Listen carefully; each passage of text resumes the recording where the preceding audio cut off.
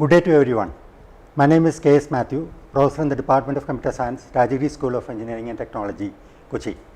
Welcome back to the course CS 308, Software Engineering and Project Management, 6th semester BTech, Computer Science, Kerala Technological University, Trivandrum. Today I am going to take a topic in Module 5, Project Management Concepts. So these are the subtopics we are going to discuss during this session. So we will start with defining projects, so introduction to projects. Then we will look at what are the characteristics of projects, and then project constraints. Then I will introduce what is project management, and then we will go into the role of management, project management in software development, then project management life cycle, and then we will go into different knowledge areas in project management as per PMI's project management body of knowledge. These are the different topics we are going to discuss in this session. So we will start with defining project. What is a project? All of us do a lot of projects as main projects or mini project of BTech and MTech, and nowadays even school children do projects from even the primary school level.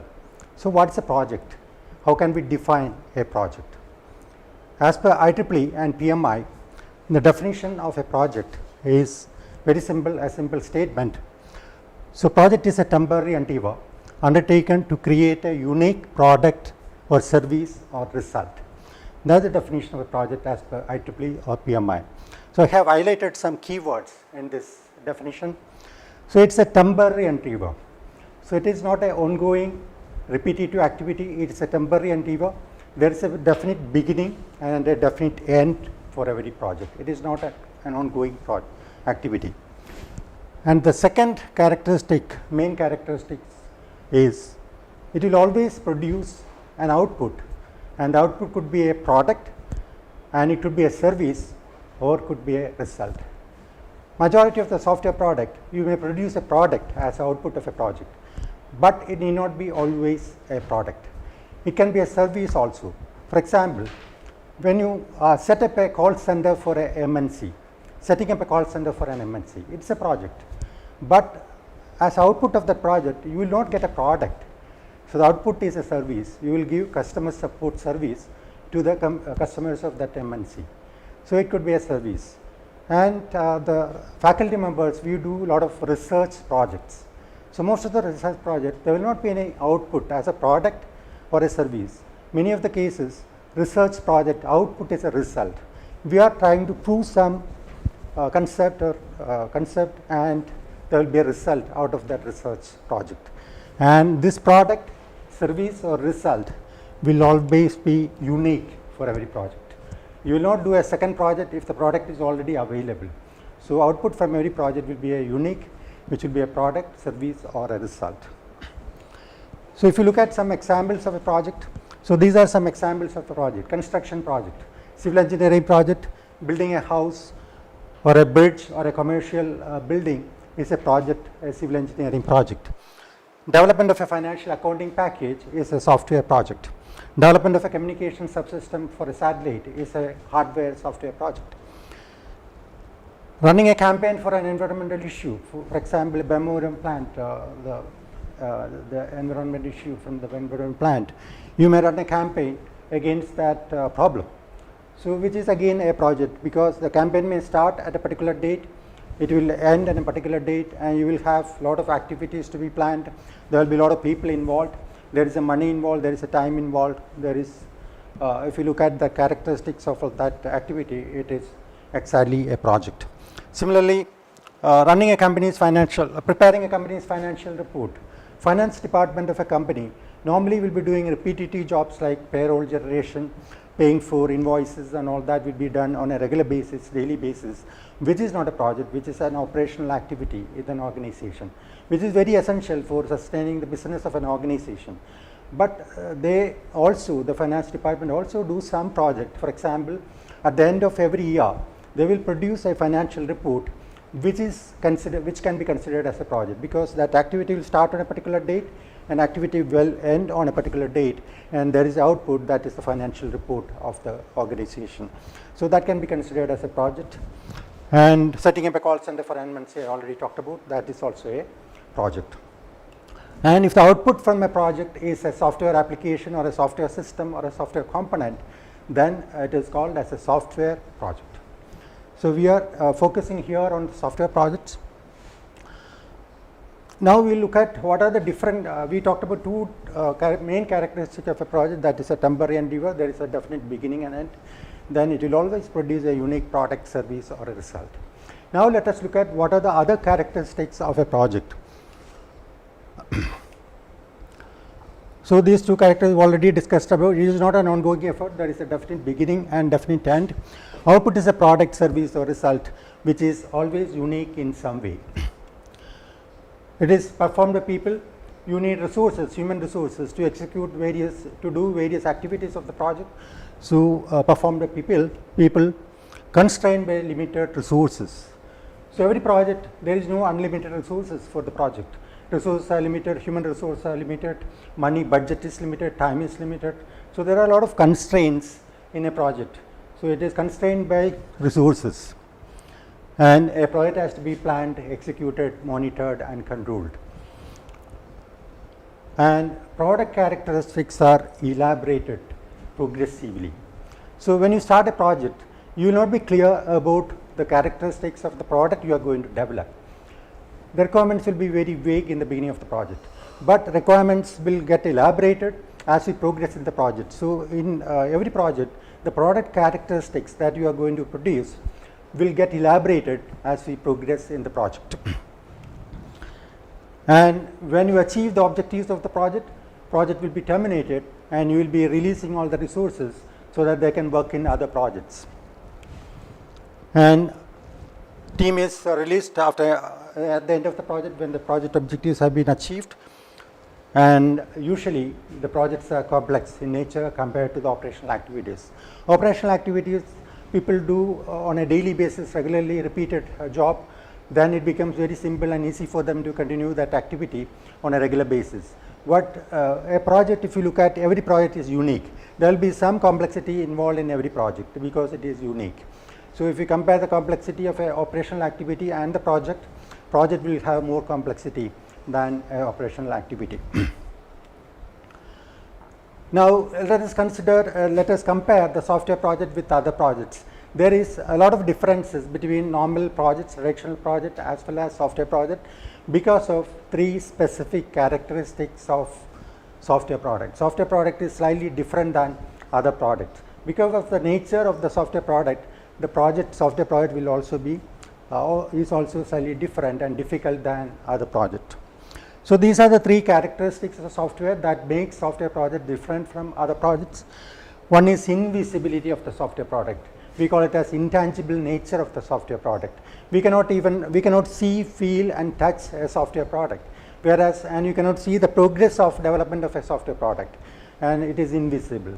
Whereas, if you look at a project, construction project, so you will be able to clearly see the progress of construction, the building coming up is very easy to see, right. But in the case of a software development, the visibility of the progress is not very easy. You look at some other metrics to derive the progress percentage and all, but we cannot really see the progress by looking at the software. What you can see is only the screens and the report, which is not the real software. Software is something running behind is the actual software or the code. That is what is software. What you see is just the screen. So, that is not the complete picture of the software. That makes software monitoring, project monitoring, status monitoring becomes very difficult in the case of software project. And the complexity of software is again more than hardware. Per dollar spent, if you compare two out products, software product and then another product, per dollar spent, if you compare, the complexity of that software will be much higher than the complexity of the hardware or other type of products. And the third characteristic of software that makes the software product different is flexibility of the software. You can easily change or modify the software by just modifying, adding few lines of code or modifying few lines of existing code and removing few lines of code. Whereas, if you want to make a change in the product, other products, like suppose you have constructed a building and if you want to increase the size of a room, you need to demolish one or two walls to make it bigger. which is not very easy, which is a destructive activity, right? Whereas in the software case, we can increase, we can add a new functionality, we can modify an existing functionality easily by changing few lines of code, and everyone knows that, and the customer also knows that it is very easy to change. Because of that, software products are always prone to change, continuous change. Once you start your product, during the middle of the project, customer may come back and change their requirements. So that makes the software project again slightly difficult than other type of projects. Now we will talk about what are the different constraints every project will have. So these are some of the constraints every project will have. Time is always a constraint. Nowadays, if we look at the business scenario, customers, once they desire to go ahead with a project, they want the project to be completed as early as possible. So they will give you very less time frame to do your project. So the time is always a constraint for the project, and the cost, the budget is also limited. You don't have unlimited budget for doing the project. The money to be spent for the project is also limited, and the cost has to be minimized when you do a project. The third constraint is always the requirement, scope of the project.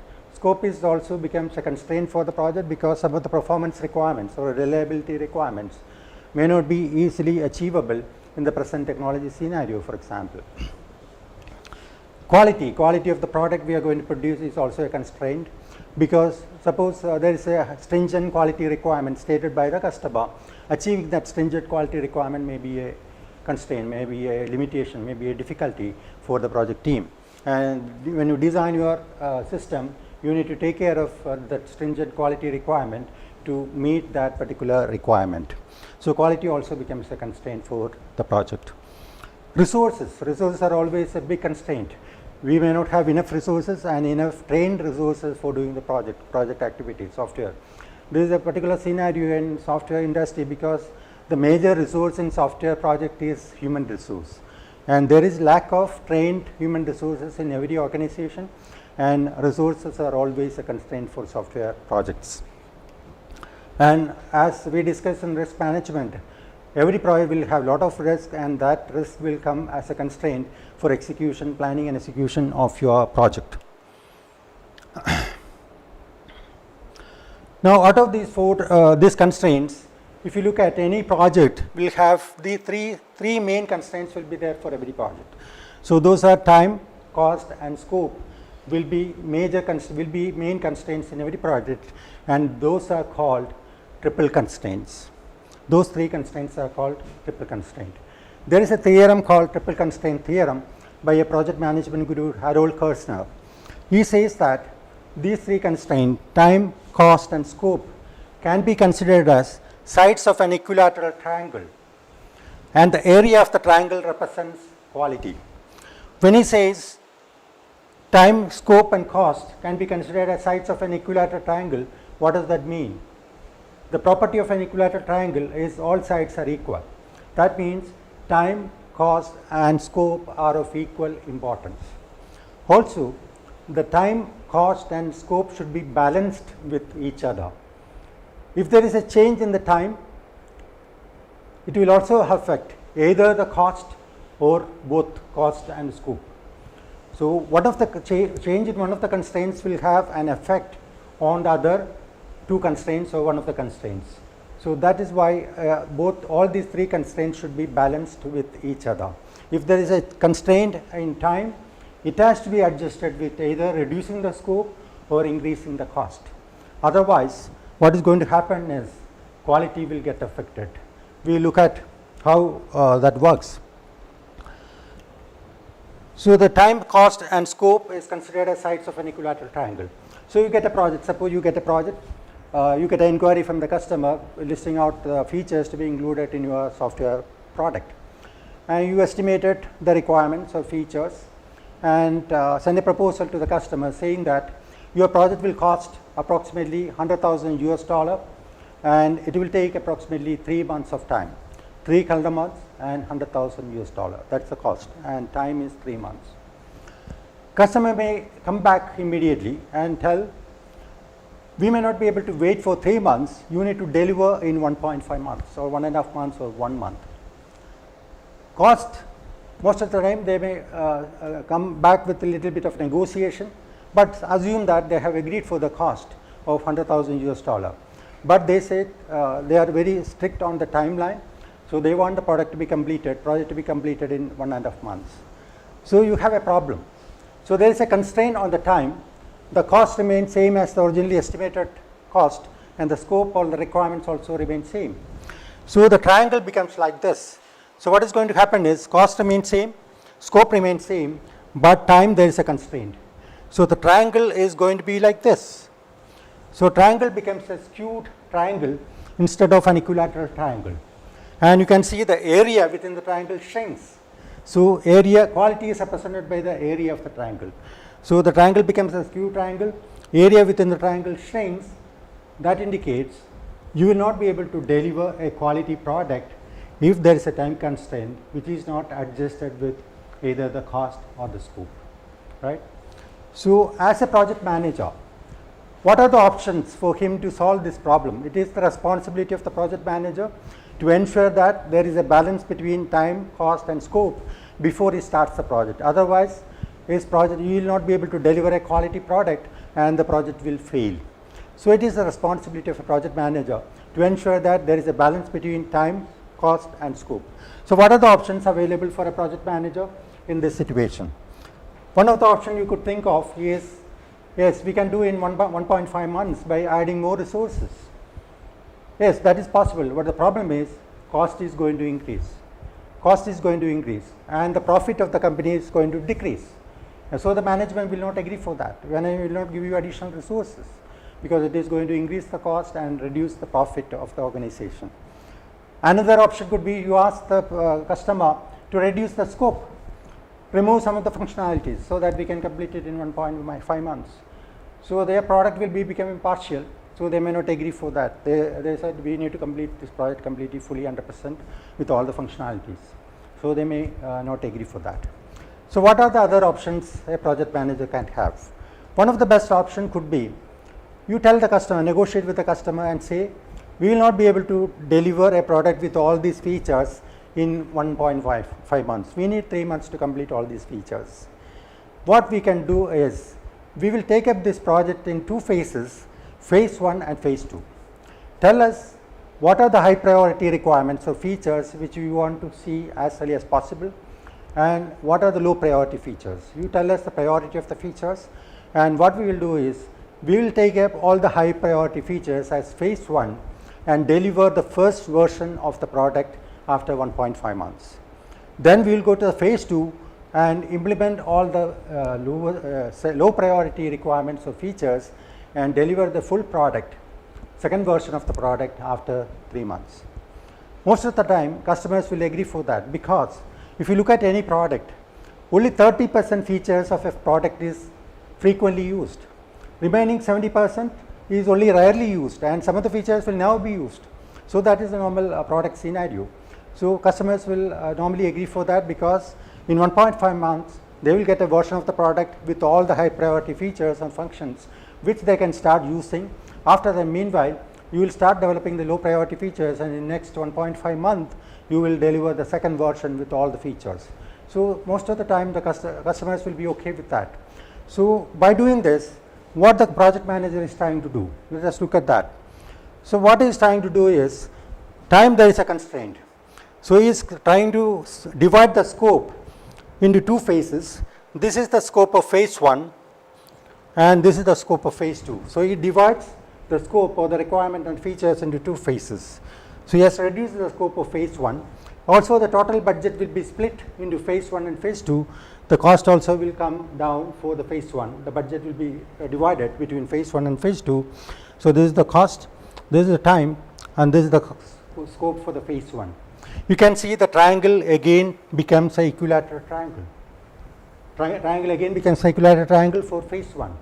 That means you will be able to deliver a quality product, version 1 of the quality product with quality after 1.5 months. After that, you take up all the other low priority features and go to phase 2. Phase 2, if you look at the triangle, again it will be equilateral triangle, and you will be able to deliver a product with quality. To make this concept clear, I will show a demo. This concept is very important. So, to make this concept very clear and concrete in your mind, I will show you a demo.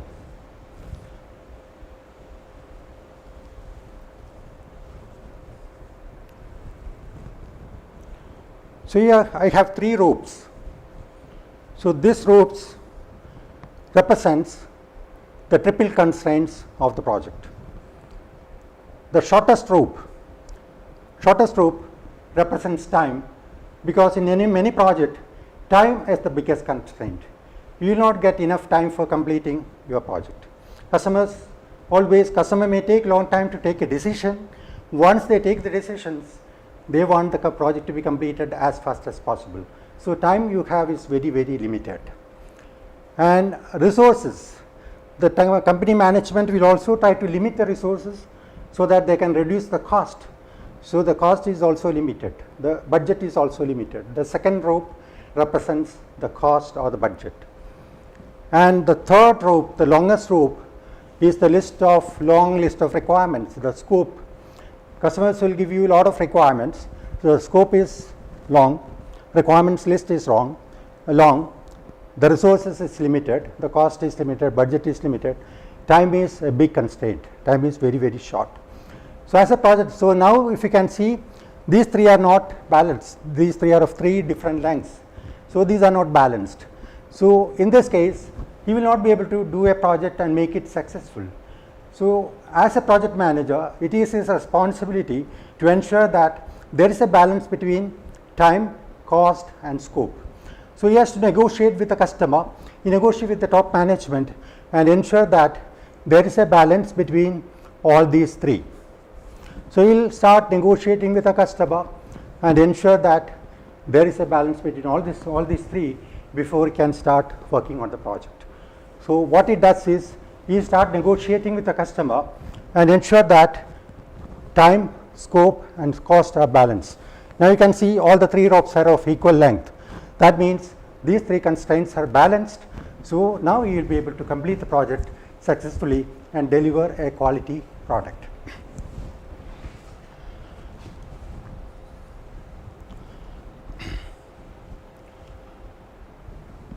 Now, let us look at what is the criteria we normally look at to decide whether a project is successful or not. When can you say a project or software project is successful or not? So, what is the definition for a successful project? You can Google and you will find a lot of criteria for deciding whether a project is successful or not. And one of the criteria you will see is this.